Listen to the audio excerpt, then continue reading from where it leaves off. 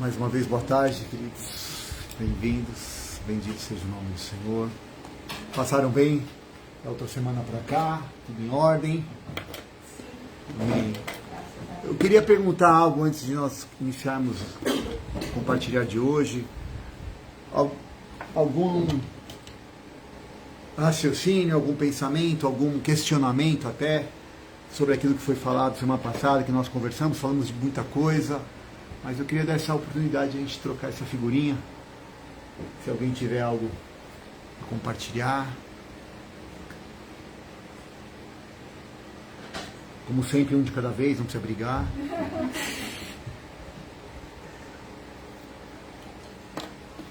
Nós falamos, vocês lembram do que nós falamos? Sobre as 3 árvores, jardim, tipo de alimento. Os irmãos estão lembrados? Amém. Falamos em Gênesis, falamos alguns outros textos. Tiago, capítulo 4. Lucas também. Isso, também. Cuidado com que nós formos comer essa semana. Exatamente. E como é que foi a dieta dessa semana? Melhorou ou não? Melhorou. Melhora a dieta, né? Melhora a dieta. Amém. Mas agora... Você vai buscando, né? Verdade. Você vai buscando a refletir e algo que você quer comer, né? Amém. Qual delas? São 3, qual delas Né? você quer? Qual?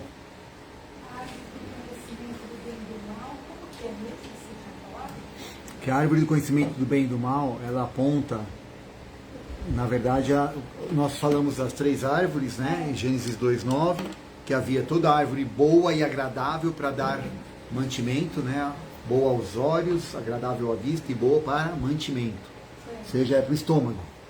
E falamos que tinha mais 2 árvores, está lá no texto de Gênesis 2:9, podemos até abrir novamente aqui rapidinho. A árvore da vida, né? Isso, a árvore da vida que está aonde? No meio do jardim, e depois tem uma vírgula, e também a árvore do conhecimento do bem e do mal.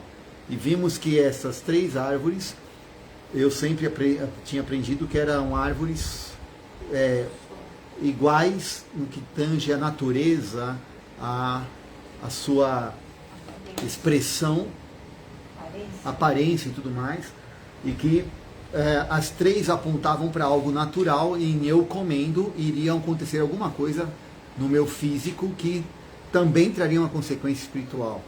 E nós entendemos hoje que a árvore que é física realmente é a árvore que é boa e agradável para se comer, para que vai para o estômago. Agora, a árvore do conhecimento do bem e do mal e a árvore da vida, na realidade, aponta para uma decisão da minha vida. Eu tenho que tomar uma decisão. Ou eu ando por aquilo que eu avalio, por aquilo que é conhecimento, ou eu ando por algo superior ainda, que é a lei da vida, que Deus é a própria vida, Deus é além do bem e do mal, ok? Ele é acima de tudo, né? O grande El Shaddai, ele é o criador de todas as coisas, então, e ele, ao fazer isso, nós temos ali então, como seres trinos que somos, um espírito, temos uma alma e habitamos um corpo. Existe um alimento para cada uma das nossas 3 partes. E que Deus esperava que o homem tomasse uma decisão de comer da árvore da vida, alimentando assim o seu espírito, e podendo, depois de comer da árvore da vida, saber avaliar o que é conhecimento bem ou mal, mas não viver pelo conhecimento do bem e do mal. O problema hoje é que a gente não só avalia, mas vive pelo bem e o mal. Né? Você podia dar algum exemplo? Posso. Porque assim, eu não sei se você quer falar sobre isso hoje. Não tem problema, podemos falar. Mas um exemplo, me perdoa, só para entender. Uma situação que você avalia pelo conhecimento do bem e do mal, e a mesma você avalia pela árvore da vida. Ok. Por exemplo, vir até aqui. Sim. Você pode avaliar pelo conhecimento do bem e do mal. Sim, eu posso avaliar várias coisas. Um exemplo, Né? a Elisama vai estar lá. Eu não vou porque ela é chata. Um exemplo. Deus já está falando, amém, irmãos? Ela está avaliando pelo conhecimento Na verdade. É isso? É, mais ou menos isso. Vamos, eu vou, posso... Não, sim, Vou- você eu sei que. Que é brincadeira, né? Você eu sei, mas tem muitas pessoas que acham que a pessoa tá. Mas Né? eu não sou uma delas, pode acreditar. Não, mas Isso eu sei, eu tenho um. todos, Eu neguei pra Cristo. nós todos temos. Já teve. Eu vou dar um exemplo até um pouco diferente. Vamos lá. Casar é bom ou é ruim? Bom, Bom, bom, Bom. Normalmente bom. bom. normalmente. Normalmente. Quando que se torna ruim? Pessoa errada. Pessoa errada. Tá bom. Vamos pegar esse ponto então. Quando é que eu descubro, ou como que eu descubro se a pessoa é errada? Pelo comportamento. Conhecimento. Conhecimento? Mas então eu tenho que experimentar bastante antes de casar? Vivência. Vivência. Certo, mas eu vou um passo além. Eu posso avaliar a vivência, obviamente, né? A gente só vai depois, como é que é a história do quilo de sal. Um quilo de sal e, né? Um saco. Porra, um saco já, aumentou. Bom, depende da saca, né? Se for ali no... Deixa pra lá, abafo. Bom, aí a questão qual é? Eu posso analisar isso pela lei do conhecimento do bem e do mal, posso analisar isso pela lei da vida. Qual que é a lei do conhecimento do mal? Eu vou olhar as características da pessoa, eu vou ver como que ela trata os pais dela, eu vou ver como que é a família da onde ela vem. Eu vou ter uma certa... Isso já me garante algum... Não, me dá uma boa ideia, mas não me garante nada. Não. Aí eu opto por casar e vou para um relacionamento esperando que eu seja feliz no relacionamento, é isso? Sim ou não? Sim. Tá, mas onde que a Bíblia diz isso para nós? Mas a felicidade não fala isso. Eu não posso esperar a minha felicidade do Ah. meu companheiro. Então já começamos de uma maneira equivocada. Sim. Que se a minha felicidade depender de alguém, eu tô lascado. Sim, porque eu não posso depender. Se eu não sou um bom solteiro, eu nunca vou ser um bom marido. Sim.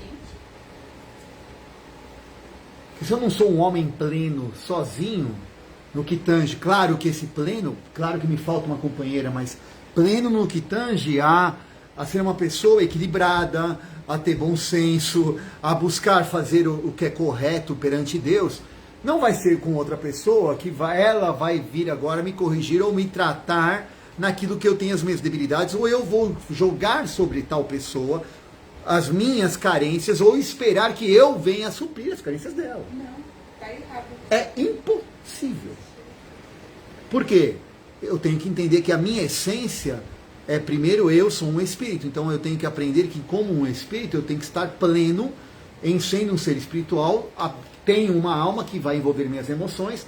Quando eu me relaciono, qual a parte do meu ser que eu envolvo? As minhas emoções, a minha alma e o meu corpo. O meu espírito não fica... É envolvido porque sou eu, é a tua essência, mas a parte que expressa o relacionamento, né, matrimonial e qualquer outro tipo de relacionamento é a nossa alma, é o nosso corpo. A gente abraça, beija, recebe afeto, né, às vezes ofende, ou às vezes, né, faz o que não deveria, também usando o corpo. E ele está expressando algo que está na nossa alma. Então, casar é bom, ok. Quando que eu caso pela lei do conhecimento do bem e do mal, e quando que eu caso pela lei da vida? Eu vou falar de mim, que eu tenho mais autoridade para falar de mim, né? Podíamos citar alguns exemplos, mas é melhor não. Alguns casos aqui é melhor não falar. Mas vamos falar de mim. Quando eu fui me casar com a Digníssima, eu fiz uma decisão. Falei, Senhor, eu quero cumprir o teu propósito. Eu entendo que como um homem sozinho eu não vou cumprir. Não entendo que eu tenho chamado para eunuco. Pensei sobre isso. Quando eu descobri o que um eunuco vivia, não quis mais, né? Fui estudar um pouquinho. Não, eunuco é isso? Não quero, obrigado. Então eu não fui chamado para eunuco. Então eu preciso de uma mulher. Agora eu não preciso de qualquer mulher. Porque mulher, Tem qualquer esquina. né? Assim como macho tá cheio. Mas homem, falta. Tá em falta e faz tempo. Né? Macho, até um cachorro na esquina mas Deus nos chamou para serem homens, exercer características de macho, mas como homens, ok. Quando eu coloquei isso, começamos então uma conversa, e enquanto você namora, tá tudo certo. Quando você faz de casar, coisa aperta, principalmente para as pessoas que talvez estejam envolvidas ali no processo e não querem que, pera lá, já ficou sério, já não é tão interessante assim. E hoje eu tenho uma filha, né? Eu entendo o que alguns pais podem dizer, por exemplo, né? Não vai casar com fulano, porque não tem o jeito de cair vivo, porque morto cai em qualquer lugar. Né? Eu hoje, pai, eu entendo, né, que um pai possa pensar isso. Peraí, vamos ver a situação do cidadão. Ele tem que ter alguma condição.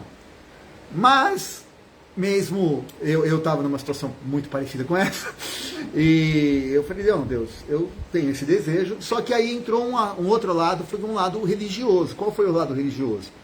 Que a minha digníssima, e ela está me ouvindo, ela depois pode confirmar com os irmãos, ela tinha uma questão muito forte, religiosa, de que Deus sempre fala usando vasos e usando pessoas, e isso é verdade. Mas Deus não faz isso de uma maneira arbitrária e no que tange a eu depender. Nós temos aqui uma irmã profeta, né? A gente nunca pode confiar a nossa vida na palavra da irmã profeta. Porque o dia que a irmã acordar com a avó atrás do toco, dar uma topada com o dedão, e ela falar alguma coisa que pode ser do Senhor, mas também vem com algo da alma dela, Jesus, nós estamos rodados. Nós temos que ouvir o que a palavra de Deus fala, e a Bíblia diz, avalia não o profeta, mas a profecia. E chegou uma profecia para minha digníssima, na época noiva, dizendo que Deus tinha um preparado para ela. E não era eu. Né? Aconteceu também? Foi lá no altar. No altar ainda, então. Foi lá no altar. No nonato. Teve uma profecia que tinha um irmão que ia casar, que não era de Deus, não fez? Né? Então. Aí chegaram, e eu já estava com a data marcada, noivado marcado, e eu falei, caramba, eu amo a Deus, escolhi uma pessoa que é temente a Deus, a gente quer construir, tem uma ideia de propósito, e agora vem uma interferência, talvez de fora, dizendo, e de pessoas, obviamente, não são pessoas estranhas, que vão trazer uma informação que vão abalar. Geralmente são pessoas próximas. E quanto mais próximo, mais abalo causa, né? Óbvio. Bom, beleza. Aí nós fomos, ela não contava direito o que estava acontecendo, eu percebi que tinha alguma coisa, nós tínhamos combinado de nunca deixar nada para o dia seguinte, mesmo ainda não casados, a gente sempre contava as coisas um para o outro, e uma vez que resolvêssemos os assuntos, não deixar esse assunto prosseguir, ou um dia lá na frente jogar isso na mesa, porque quem vive de passado é museu. E você paga para entrar em museu, né? Então, quando você resolve o assunto, resolveu, acabou, morreu, problema novo, porque de problema velho não dá, né? Ok. E só que ela não me contou isso, ela não sentiu à vontade, enfim, a gente ainda estava num processo de conhecimento, e eu estou vendo que a coisa está estranha, e no telefone, não, eu vou entregar meu Isaac. Eu falei, mas quem é esse Isaac, Jesus? Quem é esse cara? Não estou sabendo de nada, mas vamos lá. E o Isaac era o nosso relacionamento. Bom, beleza, vamos conversar. Aí demorou bastante para falar, nós ficamos, era um Palio que eu tinha, um Palio azul, que é de um amigo nosso que tinha me emprestado, e eu comprei dele depois. Mário também costuma nos assistir, um abraço, a família Pereira. E ficamos naquele carro conversando, não, porque sem profecia o povo se corrompe, porque isso e aquilo. Eu falei, não, é verdade, Oséias 4:6, lindo, mas Oséias começa no capítulo 4, versículo 6, ou ele começa no capítulo 1, versículo 1? Começa no capítulo 1, versículo 1. Então vamos ler o capítulo 1, vamos ler o texto, porque o texto fora de contexto vira pretexto. Então pega o que a Bíblia diz, o que a palavra... Por que Deus precisou falar com profetas? Porque o povo não quis ouvir a Deus. O povo não quis obedecer à voz de Deus. Ele quis ensinar o povo. Eu chamei vocês de meu povo e vocês não viraram as costas para mim. Eu dei sinais, fiz milagres, um monte de coisa. Vocês não quiseram me ouvir. Eu tive que usar então de profetas, de outros, dos inimigos, para ver se vocês acordavam. Né? Usei de guerras para ver se vocês vinham para mim. Aí vinha tinha época, a coisa apertava, volta para Deus, depois esquece Deus de novo. Ficava nesse vai e vem. E aí o Espírito Santo foi falando e foi mostrando para ela. Então não tem nenhum problema a profecia, mas assim, eu acho que quando Deus, nós escolhemos, será que Deus tem aquela história da metade da laranja? Né? Aquela piadinha que a gente sempre ouviu quando era adolescente, o rapaz está querendo casar, está ali orando, né, chorando, tanto um rapaz, aconteceu isso com um senhor, com um jovem e com uma jovem, né, os dois orando, aí, Senhor, eu vou abrir o olho agora, quando eu abrir o olho, você vai me mostrar quem é. Quando ele abre o olho, tinha o rapaz viu uma senhora, né, de 90 anos, e ela viu um senhor de 60, falou, Senhor, tô falando sério, né, não faz assim, não brinca com isso, quer dizer, Deus não vai fazer mágica. Então você escolhe e Deus abençoa. Alô? Nós temos o poder de escolha. Então, agora eu vou escolher como? Baseado no bem e no mal ou na lei da vida? Então, o bem e no mal é avaliar todas as questões físicas, financeiras, intelectuais. Tem que fazer isso? Tem. Por favor, faça.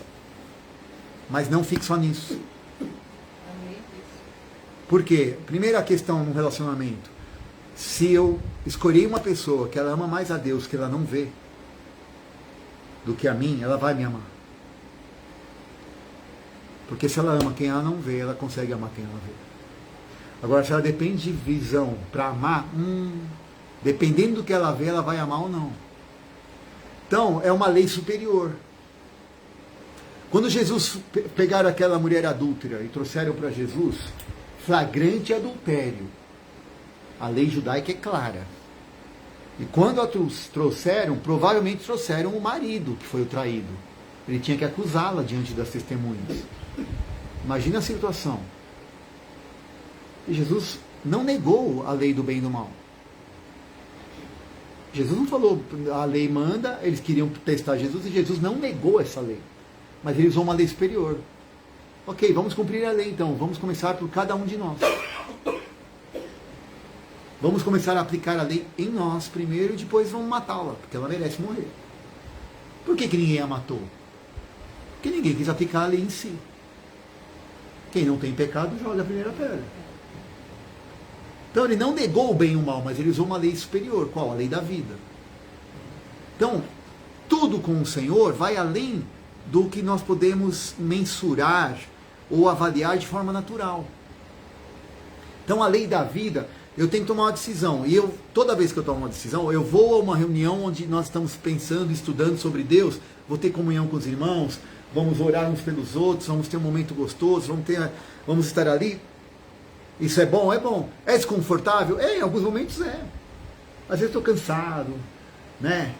Às vezes você vem lá de Guarulhos, tá chovendo, a coisa está feia, mas vamos. Por quê? Primeiro, amor ao Senhor. Segundo, compromisso. Amor que não tem compromisso não é amor. Então, a gente não ama só no dia bom. A gente não ama só quando está tudo legal. É ou não é? Porque amar, e aí podemos ver a lei do bem e do mal.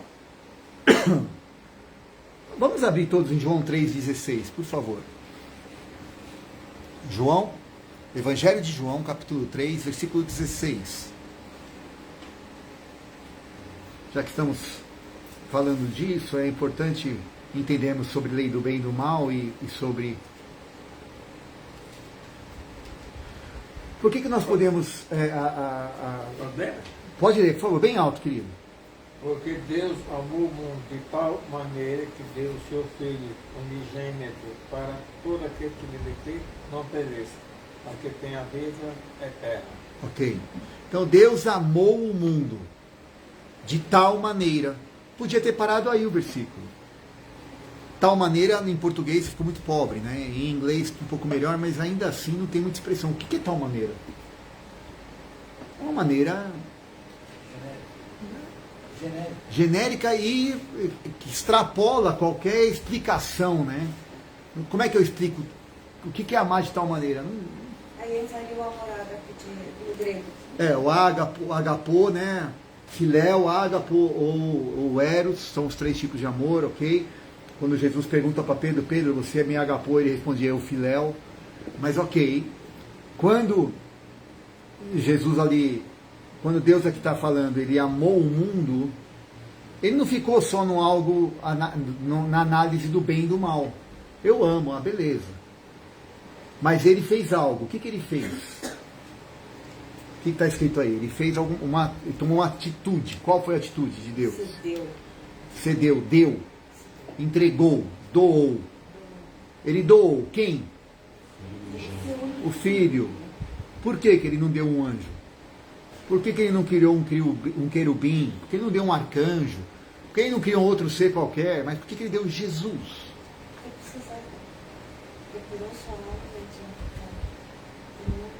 Por que ele deu o próprio Jesus, que era o único filho? Ele deu o melhor de si. Ah, obrigado, irmã. Game over. Então amar é uma decisão de dar o melhor de si. Porque Jesus é o próprio Deus. Amém? Jesus é Deus. Aí, pastor. Então quando eu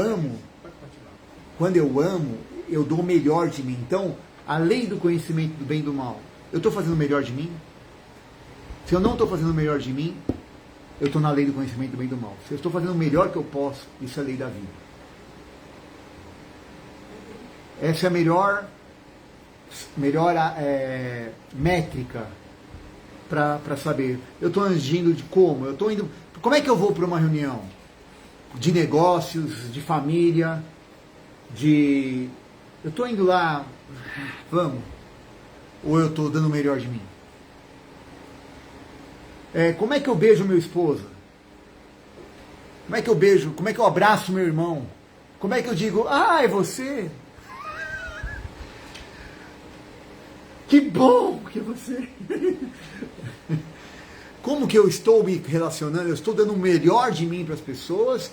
Ou eu estou... Percebe? A gente usa esse tempo inteiro. Eu posso estar comendo de uma árvore, expressando um fruto, ou entregando o melhor, que é o amor. E o melhor é o melhor de mim. Às vezes o meu melhor não é o que a pessoa gostaria. Não significa que eu vou atender tudo que a pessoa precisa. Em nenhum momento eu disse isso, mas é o seu melhor. É igual, você tem filhos, eles vão estudar, tirei 7, tirei 8, você estudou, você fez o seu melhor para estudar. Se você realmente fez o seu melhor e a prova realmente foi complicada, ok.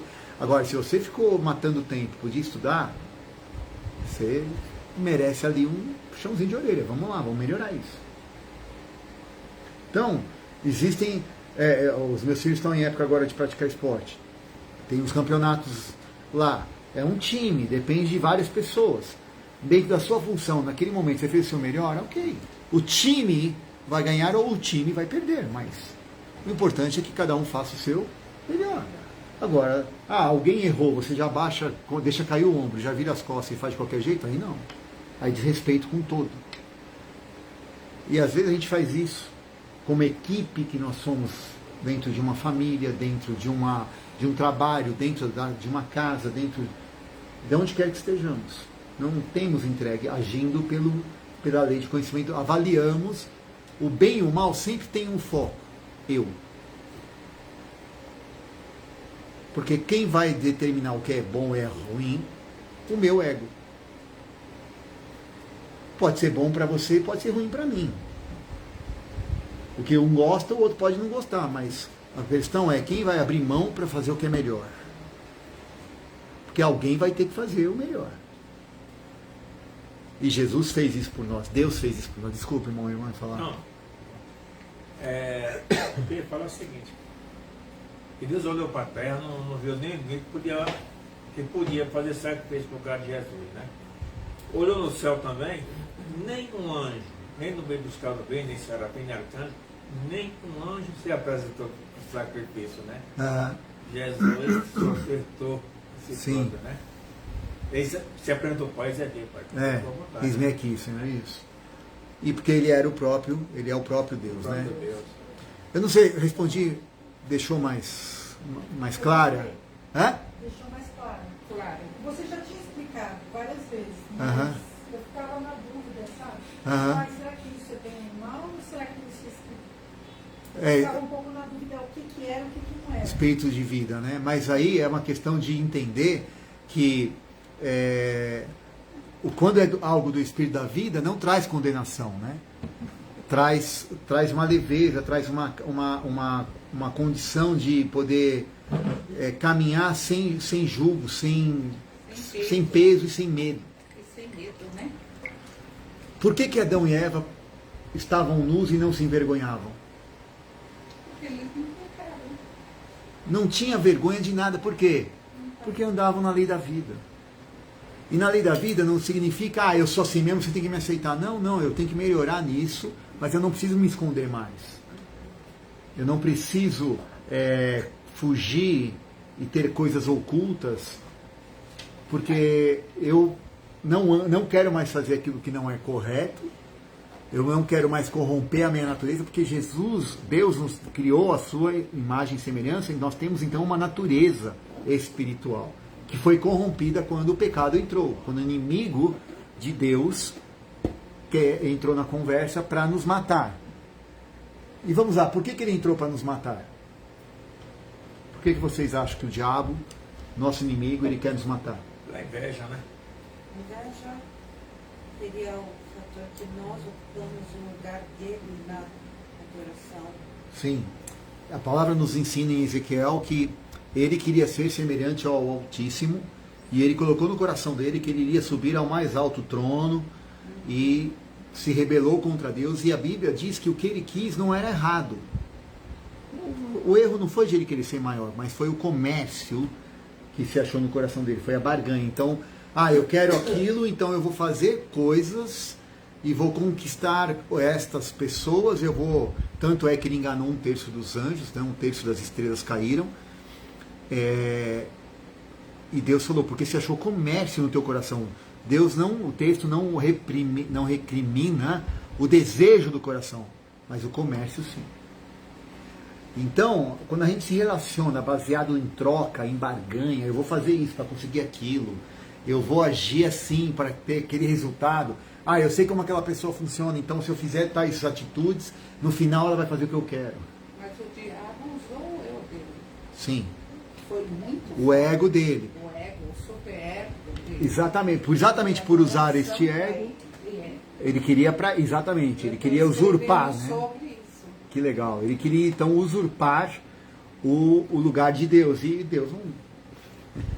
Quem vai usurpar o lugar de Deus, né? Mas o inimigo entendeu que poderia e ficou a lição. Como ele não conseguiu então usurpar o lugar de Deus, e quando ele reconheceu em nós a imagem e semelhança de Deus, falou, eu preciso matar esses caras porque eles carregam aquilo que eu não sou. Ele já nos odeia porque nós já somos o que o diabo nunca vai ser. Com todos os erros e defeitos, nós já somos o que ele nunca vai ser, a imagem de Deus, a semelhança de Deus. Amém. Então por isso ele nos odeia, por isso ele quer que nós percamos o foco, que nós venhamos a não conhecer a Deus, coloca a Deus numa perspectiva longínqua e não próximo. Como a Bíblia diz, próximo está o Senhor daqueles que o invocam. Salmo 34, coração contrito e quebrantado, perto está o Senhor. Aquele que invoca o Senhor será salvo. Salmo 40, o salmista diz, esperei confiadamente no Senhor e Ele ouviu a minha voz. O problema é que confiadamente hoje a gente fala uma vez e quer que Deus saia correndo. Né? Será que é confiado? Não é? Às vezes a gente acha que coisa está demorando para acontecer. Mas não demora, nada demora, nada atrasa, nada adianta. Porque Deus ele tem o tempo certo. Fazendo uma analogia bem chula, você vê uma barata andando pelo chão, ela está rastejando. Nós somos como essas baratinhas, a nossa visão é limitada. Sabe, tipo, você pode até fazer plano, mas de repente a barata está ali caminhando e a pessoa pisa em cima. Né? E nós somos a pessoa que está em cima. Nós temos a visão que a barata não está tendo. A mesma coisa Deus, ele tem, nós nascemos, nós vivemos, nós temos um dia para acabar isso. Vamos ler a palavra junto em Romanos capítulo 12?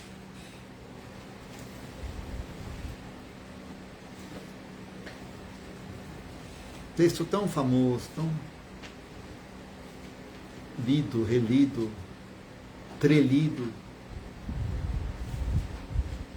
Romanos 12, versículo 1 em diante.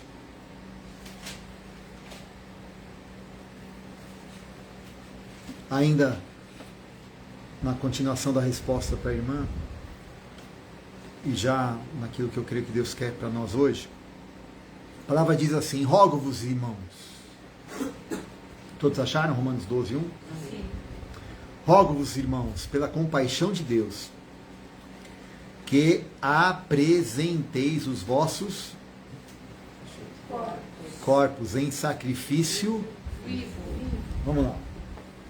Sacrifício. Palavra difícil essa, não é? O que é um sacrifício, gente?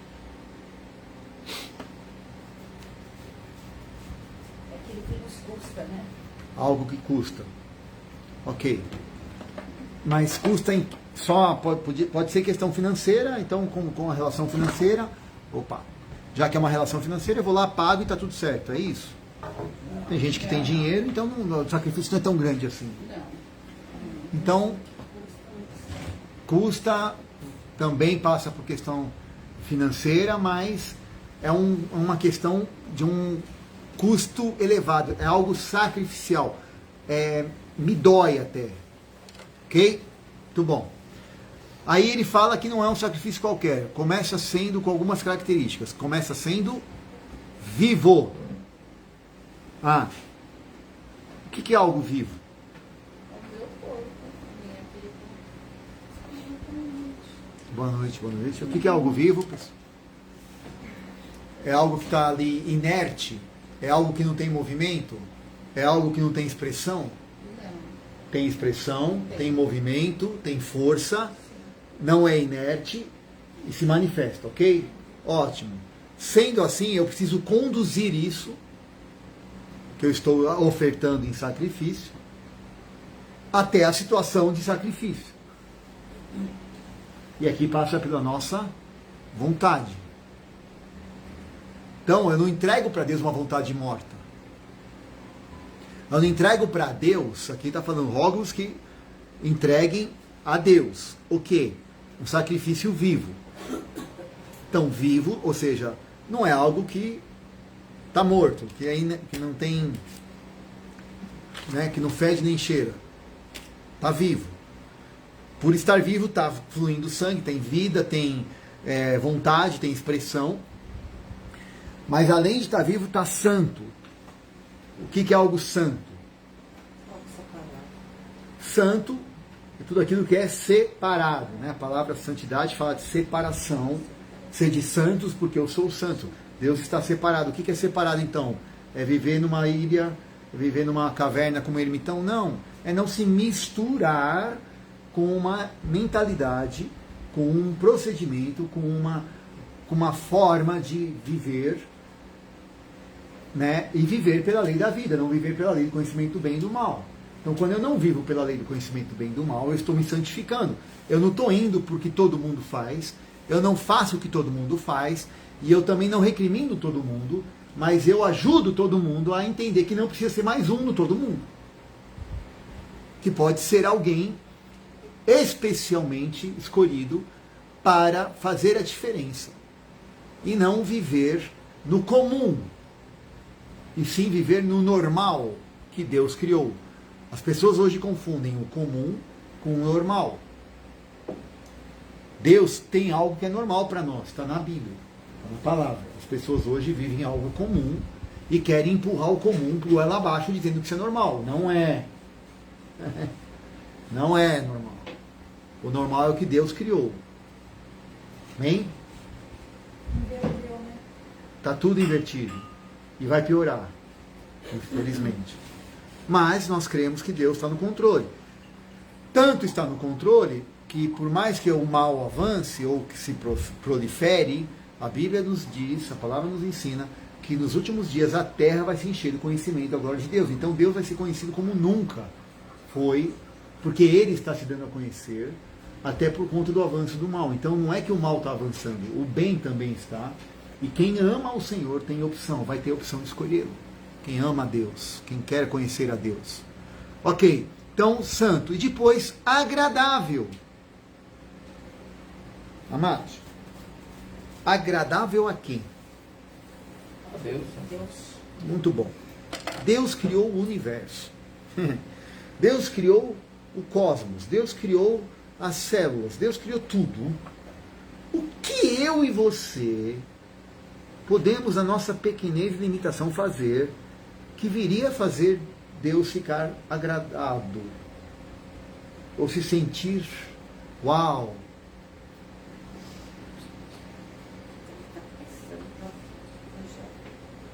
Percebe? Então, não tem quando a gente fala isso, nossa, eu vou fazer algo para agradar ao Senhor, não, eu vou tocar aqui, eu vou cantar.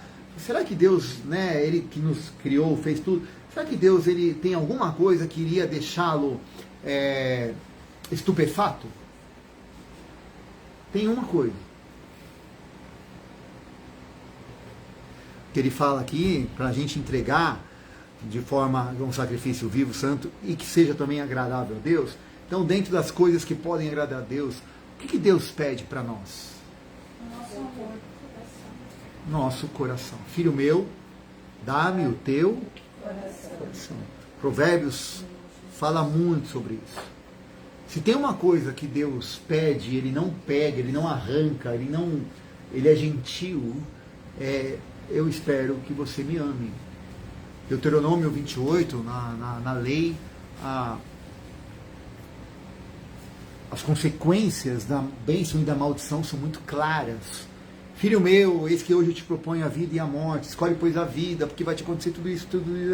Pelo amor de mim mesmo, não escolha a morte. Porque você escolher a morte, aí ele fala lá um pouquinho da maldição, mas fala muito mais das bênçãos. Bendito serás ao entrares e ao saíres, no campo, bendito o fruto do teu ventre, da tua amassadeira, tudo que você fizer, puser a mão, prosperará, a entrada e a saída. Mas se você não quiser, vai acontecer outras coisas, porque você escolheu, não porque eu quero isso. Então, o que é agradável a Deus? Quando eu entrego a Ele o meu coração, porque quando eu entrego a Ele o meu coração, onde está o meu coração, aí está o meu tesouro. É aquilo que é de mais precioso. Então, nós podemos inclinar, e a Bíblia diz que se nós entregarmos o nosso coração nas mãos do Senhor, Ele inclina o nosso coração, e o coração do rei está nas mãos de Jeová, Ele inclina esse coração. Aconteceu assim com Hadassah, né, com Esther, aconteceu isso com alguns outros homens na história, quando Deus inclinou, aconteceu isso também quando Esdras foi restaurar o templo, que o povo estava cativo, e outras histórias, Neemias, você vai vendo ali as histórias dos homens que Deus usou e como Ele foi movendo as autoridades da ocasião em favor do seu povo. E assim como Ele faz hoje conosco, Ele está dizendo algo que seja agradável a Deus. Só que aí, neste caso específico, Ele coloca o que é agradável a Deus. Que é o quê? O final do versículo aí. O nosso culto racional. Então, Deus não é um Deus de filhos emocionais ou chapados, que vivem numa letargia ou numa, sei lá, pseudo-espiritualidade ou numa nuvem cor-de-rosa, entendeu? Tocando arpinha, esperando Jesus voltar e o mundo acabar. Oi? Né? Desperta tu que dormes. Deus está falando aqui, olha, existe uma racionalidade, a mente de Cristo, Deus nos dotou de uma capacidade mental, Ele quer que nós a usemos na direção dEle, não contra Ele. Quando que nós usamos contra Ele? Quando nós não nos permitimos nos entregar nesse nível de ser até sacrificial. Quando que é sacrificial? E aí entra aquilo que a irmã perguntou, muito a propósito. A lei do bem e do mal e a lei da vida. Quando é que eu estou usando a lei do conhecimento do bem e do mal ou quando eu estou usando a lei da vida? Tudo que eu preciso fazer na minha vida diária é prazeroso? Será que tudo que a gente precisa fazer é prazeroso? Estudar é prazeroso, gente? Não. Trabalhar o dia inteiro, 8 horas por dia, é prazeroso o tempo inteiro? Lidar com gente, com problemas, essas coisas não são prazerosas o tempo todo, mas são necessárias. Fazem parte do cotidiano. Não era para ser assim. Se formos voltar para o projeto inicial, A Bíblia diz que o homem tinha só que cuidar e lavrar e cuidar do jardim. Mas quando o pecado veio, a terra passou a produzir cardos e abrolhos, espinhos, coisas difíceis, que não estavam preparadas e não eram para o homem, mas o homem pode vencê-las todas pelo poder do Senhor. Em aliança com Deus, ele fala, eu vou adiante, eu vou te dar todas as coisas. Mas vamos chegar aqui mais um pouquinho para frente. Então, o culto racional. O meu culto é um culto que tem inteligência envolvida. Não depende, então, da minha emoção. Não estou sentindo nada. Né? O irmão Nonato vai falar, olha, não senti triste, não arrepio. Não sei, para mim fez muita diferença, foi uma boa reunião. Mas não estou sentindo nada. Ótimo, não tem problema, não tem que sentir nada, tem que crer. É fé. Aleluia. Né? Se toda vez que a irmã Elisama falar pro Nonato, eu te amo, ele começar a chorar, no dia que ele para de chorar, lascou. Está acontecendo alguma Ele deixou de acreditar no amor dela. Então não depende de emoção, depende de uma convicção. Fé é convicção. Aí ele fala, então, dentro desse meu culto racional, eu tenho que tomar algumas atitudes. Quais? Primeira, não aceitar ser moldado por uma mentalidade que é contrária e antagônica ao Deus. Qual é essa mentalidade? Que vem neste mundo, está aqui no versículo 2. Não vos conforme, não peguem a forma, não aceitem estar no mesmo pacote com este mundo, mas se transformem. Ok, então eu vou fazer o quê? Uma plástica, vou me transformar, vou criar um novo rosto, né? Vou procurar um cirurgião para... Não, essa transformação é interna, renovando o quê? A minha mente, o entendimento da minha alma, para que eu possa experimentar. E aí vem os níveis de vontade de Deus. A boa, a perfeita e a agradável. Então, nós temos que entender que todas estas coisas apontam para... nada é por acaso. Deus é um Deus trino. Ele é Pai, Filho e Espírito. Nós somos Espírito, alma, e temos, né, somos um Espírito, temos uma alma e habitamos no corpo. Então, apresentar o vosso corpo em sacrifício vivo. Então, primeira parte, vida é onde? Espírito. Ok? Santo, separação, tem a ver com a alma. A minha mente parar de pensar bobagens, pensar de se alimentar com as besteiras que não vão me fazer bem.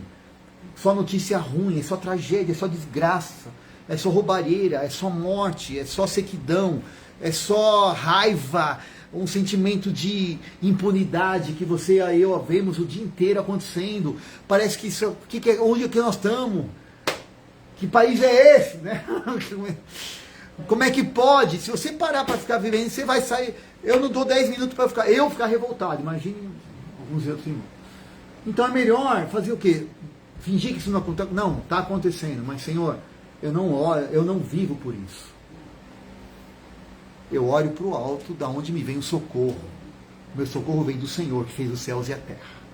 Está tudo nas mãos dele. O Senhor abre o mar com o sopro das suas narinas. Aleluia. Ele fez o povo passar a seco. Ele derrotou no mar o cavalo e o seu cavaleiro. Ele é o mesmo ontem, hoje e eternamente. Ele vive para sempre. Aleluia. É esse Deus que eu creio.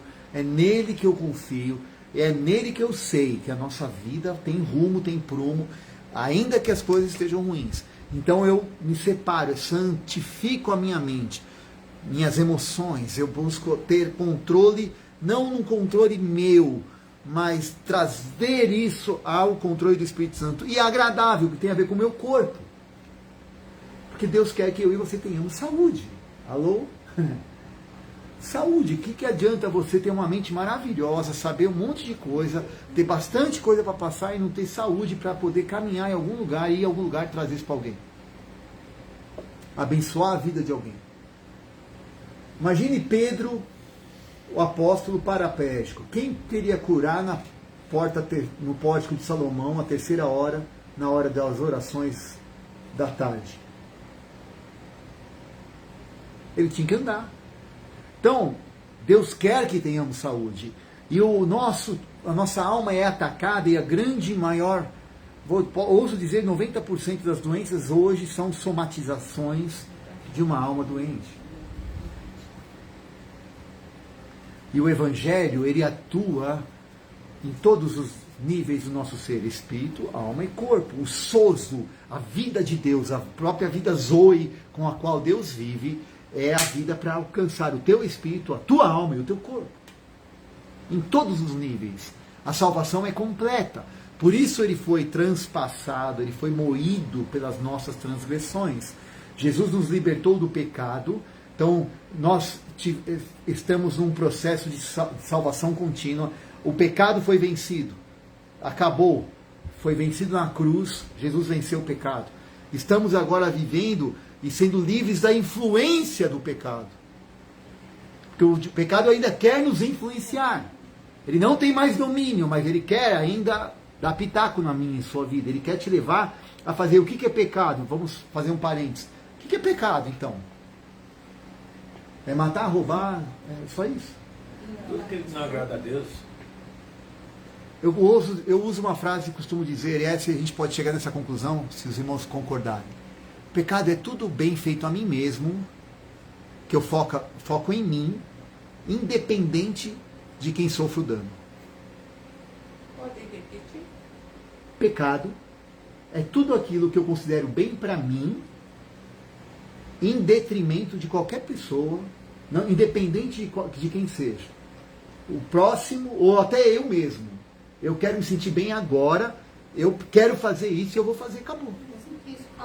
Isso vai causar mal para mim, isso vai causar consequências para o meu corpo, isso vai causar consequências para o próximo. Não interessa, eu quero é agora e acabou. Isso é pecado.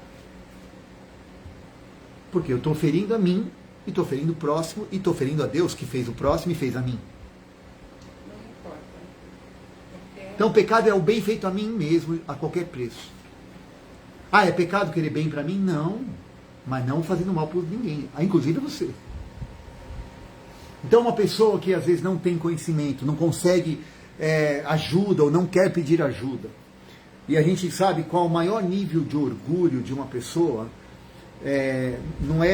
o orgulho maior não se expressa na arrogância, quando a pessoa pisa nos outros, mas quando ela é humilde. Tão humilde que ela não pede ajuda para ninguém.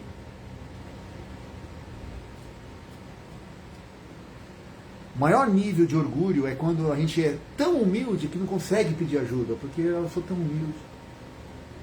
E quer preservar o que vão pensar de mim se descobrirem que eu estou passando uma necessidade, que eu penso isso, que eu fiz aquilo, ou que que eu tenho uma fraqueza, ou meu Deus, que quando eu como muita carne solto uns pum de vez em quando. Ah, meu Deus, vão achar o que de mim? Que eu sou gente? E a minha imagem? Então isso é uma coisa tão tosca, tão tola, porque o inimigo, presta atenção, o diabo ele sempre vai fazer a gente agir nos extremos. Ou você é a última bolacha do pacote, sabe com quem está falando? Oh, não sou ninguém, oh, coitadinho de mim. Nunca um equilíbrio. Peraí, eu não sou nem mais e nem menos. Mas eu sou igual, todos nós somos iguais perante o Senhor. E Ele nos ama e cada um tem uma qualidade que me completa. E eu devo ter alguma que te completa. E se não tiver, vamos procurar quem tenha. Nós estamos juntos aqui por um motivo. É família, é corpo, é isso. E Jesus está falando, apresentem então como sacrifício vivo, porque vocês vão experimentar, você entregando o seu espírito, a sua alma e o seu corpo, você também vai experimentar, olha a contrapartida. Versículo 2. Vocês vão experimentar, não tendo uma mente contaminada pelo mundo, vocês vão experimentar uma boa vontade, está no espírito. Uma vontade agradável, está na alma. E uma vontade perfeita, está no corpo.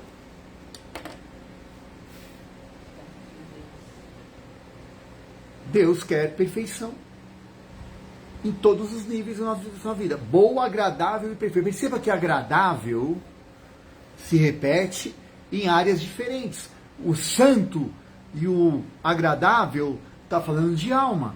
O vivo e bom está falando do espírito. E o perfeito e agradável está falando do corpo. São características de quando você entrega algo agradável, volta para você perfeito. Quando você entrega algo santo, volta para você agradável. Quando você entrega algo vivo, volta para você muito bom.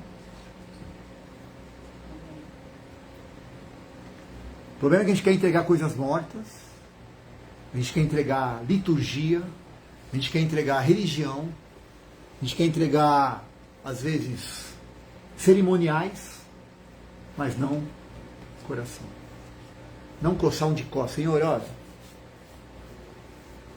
aconteceu um negócio aqui, aquilo mexeu comigo, e se eu deixar isso aqui mexer comigo, eu vou fazer besteira. Eu preciso abortar esse processo antes que vire pecado em mim. Isso é ser sincero. Isso é ter um coração moldado na mão de Deus. É mais fácil e é mais bonito pedir misericórdia e pedir ajuda antes de pecado que depois pedir perdão pelo pecado cometido. Eu acho que a sinceridade é um antídoto. Positivo. Só que a sinceridade confronta o meu eu. Sem cera. Né? Eu tiro a cera, sem máscaras, né? Sinceridade é usado no teatro, coisas antigas, ele já estudou. Hoje não ensina mais isso, não. Mas então, andar sem cera. É igual Adão e Eva, podiam olhar um para o outro e se enxergavam um através do outro, não só pela nudez física, mas de uma alma livre. Eu não tenho o que esconder. Tenho os meus, apesar dos meus defeitos, eu estou aqui, estou íntegro. Íntegro fala de inteiro. Estou inteiro. Adultério é algo, quando você fala de gasolina adulterada, a gente não sabe o que é isso aqui no Brasil. Mas tem lugares por aí, tem gasolina adulterada. Os caras jogam coisas na gasolina. Adultério é aquilo que é misturado. Tudo que vem mistura é adulterado. Então, Deus não quer uma relação adulterada conosco. Ele não entra numa relação dessa. Enquanto nós não estivermos íntegros, porque Ele se deu inteiro por nós. Às vezes as pessoas pensam que o adultério é só você trair sua mulher ou mulher seu marido. Não. É exatamente isso que você está falando. É tudo aquilo que não concorda com a benfeitoria de Deus, é adultério. É isso? Uhum. Ele não está íntegro. Exatamente. 100%. Isso. 100%. Nós podemos ali, estamos aqui para fazer alguma situação, às vezes numa empresa, tá, olha, eu penso assim, eu pensava, bom, nós decidimos, vamos ter que fazer assim. Ok, não era bem o que eu queria, mas eu fecho 100%. Eu não vou torcer para dar errado. Senão eu não sou íntegro. E na inteireza de coração é que vem bênção. Se eu não sou inteiro, íntegro, Deus não vai me dar. Eu vou plantar, eu vou colher a medida daquilo que eu estou plantando. Então, quando eu estou com minha esposa, eu tenho que estar com ela. Não adianta eu estar com minha esposa pensando no BBB, sei lá, no BBS, sei lá que bebê, enfim. Ou a mesma coisa com o esposo, ou, enfim. Onde está a nossa mente? Tem gente que tem intimidade com, né, tem casais que passam essa questão de estão tendo intimidade, mas baseada em lascívia e não em coração. É só uma questão física, não é uma questão de alma e espírito alinhados. Quando Deus nos chamou para ser espírito, alma e corpo. Bendito é o leito sem mácula. Eu não sei nem porque eu estou falando disso. Mas bendito é o leito sem mácula, que Deus se agrada. Ou seja, Deus está ali torcendo. Vai, filhote, vai, filhinha. É isso aí. Eu fiz para vocês terem o melhor. Mas se vocês estão buscando algo focados em si, está tudo errado. E Deus é tão sábio que Ele coloca lá no texto, depois a gente pode falar disso outro dia, que se o homem não proporcionar à mulher uma satisfação nessa área, Deus não ouve a oração do cabra. É sério isso. Tem muito homem que ora e Deus não ouve. Porque a mulher está passando raiva em casa. Porque o cara só pensa nele na hora do vamos ver. só usa a mulher e não proporciona nada a ela. E isso tem tudo a ver. O que tem isso de espiritual? Tem tudo. Porque se Cristo nos amou e nós somos a noiva, e eu, quando estou com um relacionamento com minha esposa, entendo que ela é minha irmã em Cristo também, e se dois, é melhor serem dois do que um, então vamos juntos cumprir o chamado de Deus, o propósito de Deus. E é bombástico quando uma mulher se percebe amada e querida neste nível de boa, perfeita e agradável, de inteireza. É mais recompensador, que tem menores na sala, mas é mais recompensador do que qualquer êxtase proporcionado em 10, 15 segundos. Você saber que você é um com alguém e ver o propósito se cumprir. E proporcionar a alegria e a felicidade do outro. Não tem nada maior. É muito bom. E Deus nos chamou para esse nível de vida. E Ele usa isso como uma simbologia. Grande é esse mistério. Cristo e a igreja. O homem e a mulher. Amém, queridos? Então, tudo começou, como que eu sei sobreviver à lei do bem e do mal ou à lei da vida? Lei da vida é eu transformar a minha mente. E tem uma questão de sacrifício. A lei da vida não é algo que não me custa. Esse é o ponto. A lei da vida me custa. Tudo me custa. Eu estou fazendo um curso de pós-graduação e estou aprendendo algo interessante. Até aquilo que às vezes é negativo, por exemplo, um trauma, uma crença limitante, para eu romper com essa crença limitante, o que eu perco se eu romper com ela? Eu vou parar de ser coitadinho, eu vou parar de ser uma pessoa, ai, que pena, que dói, eu vou ter que vou tirar todas as muletas e desculpas que eu tenho da minha vida. Será que eu quero isso? No meu inconsciente eu começo a me auto-sabotar. Para não tomar uma posição e avançar. E isso é tão sutil, são coisas pequenas que a gente não se percebe e o sistema deste mundo vai nos insuflando a agir assim. Por isso que eu preciso da palavra, eu preciso comer da árvore certa, para não deixar o conhecimento do bem e do mal me sufocar, me matar. Amém? Nossa, é muito profundo. Né? Tem muito estudo. Tem muita coisa para a gente falar sobre isso. Nossa, Amém. Do sistema, muleta e aí vai. Podemos falar disso depois, mas eu quero me despedir. Quero me despedir dos irmãos que estão em casa, desejando uma boa semana, que Deus te abençoe, te guarde, te dê paz e que você possa avançar em comer da árvore da vida e não andar pelo conhecimento do bem e do mal. Né? Que Deus te abençoe, é um privilégio estarmos juntos. Até a semana que vem.